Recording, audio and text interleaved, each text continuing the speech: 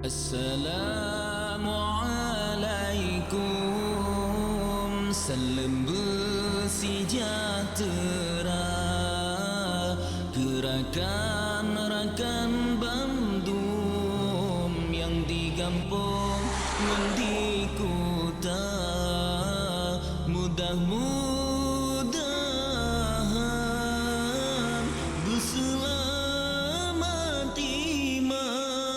Sekilas, tak ada yang menyangka kalau gubuk yang berada di pinggir jalan ini adalah Dayah, tempat para santri dari berbagai daerah menimba ilmu. Kondisi ini jauh berbeda dengan kebanyakan tempat pendidikan lain yang sarana dan prasarananya memadai. Adalah Tengku Haji Umar Rafsanjani LC, salah seorang pimpinan Dayah Mini yang bertempat di Menasah Lamnyong, Darussalam, Banda Aceh. Ia dikenal sebagai pejuang dakwah yang memiliki semangat jiwa muda yang terus berjuang dalam gerakan dakwah, khususnya dalam membina para santri. Ini sebenarnya dulu ada bantuan dari NGO asing, saya nggak mau sebut NGO mana ataupun negara mana kan, ini untuk adab dengan mereka kan, karena mereka udah membantu kita. Semenjak saya pulang dari Mesir 2006-2007, saya udah membantu mereka untuk mengajari anak-anak Aceh yang waktu itu direkrut dari seluruh Aceh. Anak yatim, fakir miskin, orang-orang yang kurang mampu, anak telantar, mereka semua dibiayai, mereka itu semua. Nggak dipungut biaya sepeser pun, termasuk makan juga ditanggung, pakaian, bahkan kitab-kitab Al-Quran juga semua mereka beli, diberi jajan lagi kan, kasih jajan lagi kalau ada tamu-tamu yang datang dari luar negeri itu. Kemudian 2014, waktu itulah putus bantuannya. Nggak tahu apa kesalahpahaman mereka ya dengan pihak yayasan di Aceh sini kan, karena mereka kerjasama dengan yayasan di sini dulu. Saya terpaksa waktu itu nggak ada lagi bantuan, saya pun jadi panik kan. Cuma hanya bertawakal kepada Allah aja. Kita coba melanjutkan pesantren ini walaupun nggak ada lagi bantuan, dengan semangat, dengan motivasi, mengharap ridha Allah aja. Ada beberapa murid, ada santri yang mereka Walaupun ia memiliki titel dari luar negeri, tapi tidak ada keinginan sama sekali untuk menjadi dosen atau orang penting lainnya, khususnya di Provinsi Aceh. Haji Umar merasa bahwa semua itu bukanlah sebuah jaminan untuk kedepannya. Akan tetapi lebih merasa untuk memaknai semua dengan mengabdi dan membimbing para santri yang ada di dayahnya guna menyambung estafet dakwah. Etika bermoral dengan keadaan zaman yang sekarang lagi semraut kan. Dayah yang berdiri dari sejak tahun 2007 ini selalu berpindah tempat saat putus bantuan dari NGO setelah bencana tsunami menimpa. Hingga saat ini, Dayah sementara ini berlokasi di pinggir Sungai Lamnyong, Darussalam, Banda Aceh. Semangat yang udah tertanam kepada anak-anak ini, saya yakinkan kepada anak-anak ini. Saya pun tanya kepada mereka, bersedia enggak kita berjuang sama-sama untuk mewujudkan pendidikan yang islami, yang bermoral, yang berpotensi untuk pembangunan Aceh ke depan. Ya mereka setuju. Ya alhamdulillah. Jadi kami lanjutkan. Mula-mulanya kami sewa toko, setahun lebih sewa toko itu. Dalam perjalanannya, banyak mengalami rintangan, mulai dari fasilitas yang minim seperti pembangunan daerah yang tidak memadai dan masih berdiri di atas sepetak tanah milik negara. Walaupun mereka sering didatangi oleh Satpol PP untuk diberikan peringatan agar jangan menempati tanah milik negara, dengan segala upaya lobi dan pengertian pimpinan Dayah ini selalu berupaya meyakinkan dinas terkait. Karena makin banyak masalah, kami utang pun makin bertumpuk kan. Saya harus pulang balik ke Malaysia Aceh untuk mencari dana kan. Sehingga terakhirnya ke sini.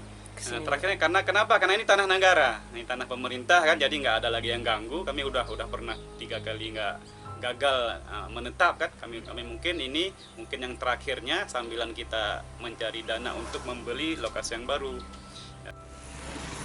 Sebenarnya begitu banyak kekhawatiran yang dialami oleh pimpinan dan santri. Hal yang paling terbesar itu jika suatu waktu mereka digusur oleh pihak terkait. Karena faktor demikian hingga akhirnya Umar Rafsanjani rela untuk mencari bantuan dari masyarakat lokal, nasional hingga ke Malaysia hanya untuk cita-cita pembangunan pesantren yang ia bina. Ini datang beberapa kali wilayah Satpol PP itu nggak boleh dilarang, nggak boleh membuat bangunan di sini karena ini tanah negara. Tapi saya bilang ini kan muzarat, ini kan untuk kemaslahatan umat. Saya pun bukan untuk saya ini kan. Kita mau bawa kemana nih santri ini, ada 30 orang nih yatim pakai miskin seluruh Aceh kan. Nah, sedangkan di sini kan banyak bangunan-bangunan yang terbengkalai. Jadi kami nggak minta itu, minta ini aja. Kami buat gubuk-gubuk seperti ini dan kami pun nggak minta materi kan. Hanya sekedar izin tempat aja waktu itu ya. Waktu itu mungkin agak sedikit ada masalah dengan pemerintah kotanya. Hal ini terkait dengan rela pulang pergi ke Malaysia untuk mencari dana guna membeli tanah demi pembangunan pesantren yang lebih aman.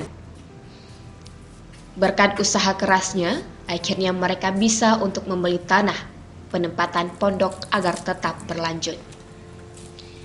Dulu pada awalnya berdiri Dayah ini, pihak mereka banyak mendapatkan bantuan dari sebuah NGO asing. Namun untuk kondisi sekarang, keadaan pesantren sangat berbanding terbalik dengan yang dulu. Perubahan yang terjadi dramatis ini tidak menyurutkan semangat juang beliau, begitupun dengan para santri Dayah tersebut. Dengan hanya bermodalkan tawakal, motivasi, dan semangat yang tinggi, mereka terus tetap melanjutkan perjuangan ini untuk estafet dakwah.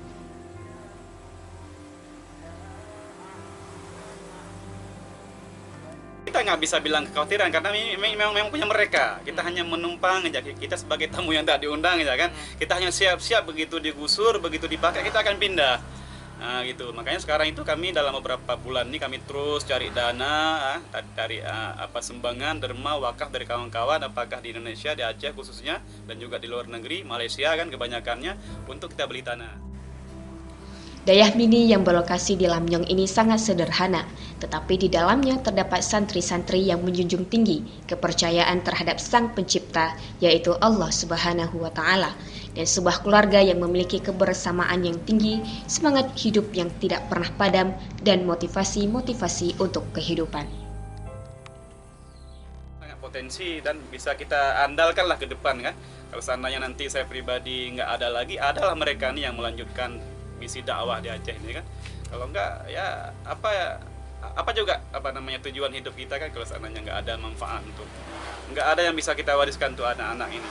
Walaupun secara formal orang lihat saya punya titel, punya ijazah luar negeri, tapi kenapa nggak jadi dosen, kenapa nggak jadi orang-orang penting di Aceh. Tapi saya rasa itu bukan suatu hal yang bisa menjamin kan untuk ke depan ini. Tapi dengan kita duduk dengan anak-anak ini, kita didik, kita curahkan semuanya ilmu yang ada pada kita itu, insya Allah mereka ini akan terus bisa menyambung estafet. Tidak jarang pimpinan Dayah menyuruh para santrinya untuk berdakwah terhadap hal-hal yang memang tidak sesuai dengan syariat Islam, seperti menegur orang-orang yang duduk berduaan di dekat kali yang tidak jauh dengan Dayah tersebut.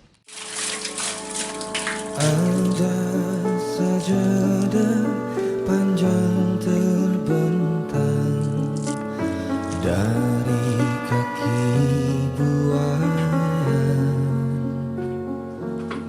sampai ke tepi kuburan hamba.